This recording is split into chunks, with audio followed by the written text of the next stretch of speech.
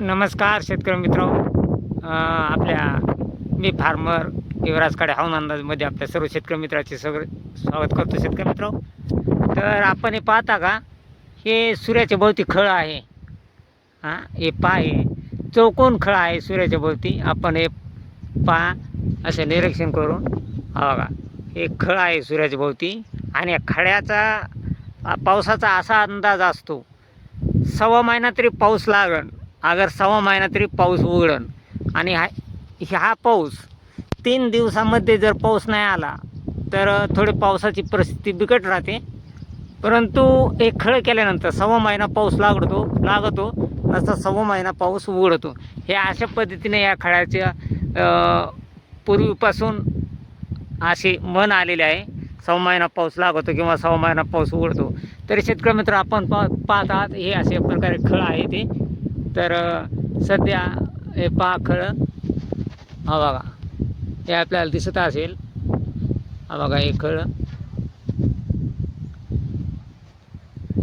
हा बघा. तर सव्वा महिना पाऊस लागतो किंवा सव्वा महिना पाऊस उघडतो, ही परिस्थिती ही या खळ्याची दाखवलेली असते. तरी आता परंतु काही भागामध्ये, आता सर्वच भागात, आता काही भागामध्ये पावसाचे प्रमाण चांगले राहील.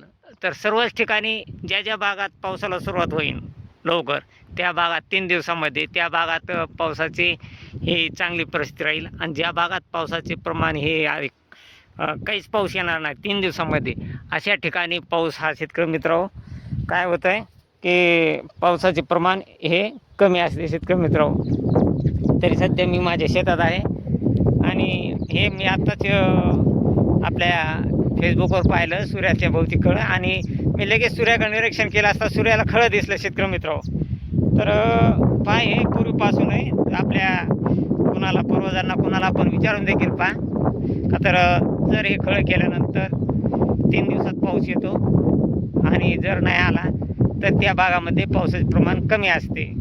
आणि जर आला तर ज्या ठिकाणी पाऊस पडणार भागामध्ये त्या भागामध्ये पावसाचे प्रमाण हे चांगले असते. तरी शेतकरी मित्र, असा हे नैसर्गिक खळ्याचा अंदाज आहे. सूर्याच्या भोवतीचे खळ केलेला आहे, त्याचा हा नैसर्गिक अंदाज आपण पहिल्यापासून जे आहे ते आपणास मी सांगितलं आहे. शेतकरी मित्र, तरी ह्याच्या पुढं फक्त आपणास एवढंच माहिती की ह्याच्या पुढं जे आपणास योग्य आणि अचूक जे माहिती आहे आणि जे खरं माहिती आहे तेच आपण सांगतो, काही फेकीत नाहीत. शेतकरी मित्र, तरी पण आता आपल्या जर चॅनलवर जर आपण नवीन असाल तर आपल्या चॅनलला सबस्क्राईब, लाईक करा. जय हिंद, जय महाराष्ट्र, जय जवान, जय किसान.